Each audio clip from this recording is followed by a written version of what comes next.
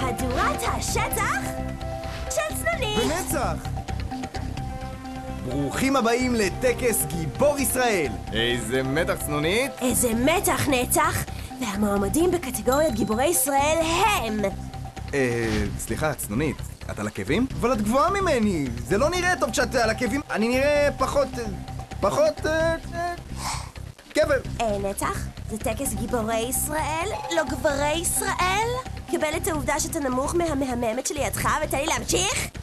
והמועמדים בקטגוריית גיבורי ישראל למאה ה-21 הם משה רבנו, על שהוציא אותנו ממצרים, מסר לנו את לוחות הברית והראה לנו מהי מנהיגות צנועה עם חזון, הבנה, התמדה והרבה סבלנות לבני ישראל הקוטרים. שמשון הגיבור, על אומץ שמשון הגיבור, על אומץ הלב במלחמתו בפלישתים, ועל שלא נכנע גם בהיותו שבוי ומוכה בידי האויב. עכשיו שם טוב, עכשיו.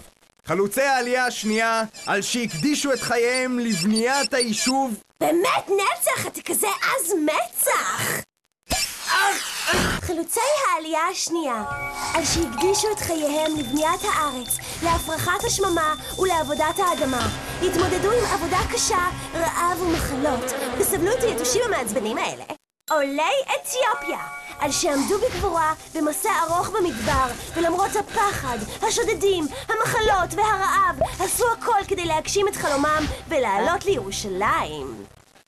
אלה המתמודדים, איזה מתח מרחף לו באוויר.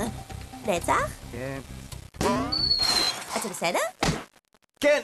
אז בוא לא נשאיר את המתמודדים במתח. הזוכה או הזוכים בפרס גיבור ישראל הם... רגע אחד, צנונית! אולי זו המכה שחטפתי בראש, אבל אני מבין משהו עכשיו. ניסיתי להיות גבוה ממך, כי חשבתי שככה אני אהיה דומה יותר לגיבורים שנמצאים פה.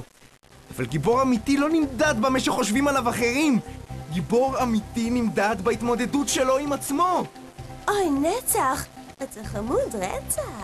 אבל גם גיבור שלי. לשמחתו של נצח, כל אחד יכול להיות גיבור, אבל רק אחד יהיה גיבור ישראל. היכנסו עכשיו לאתר, הצביעו וקיוו בעצמכם מי זה יהיה. בהצלחה למתמודדים, ורק בריאות לנצח!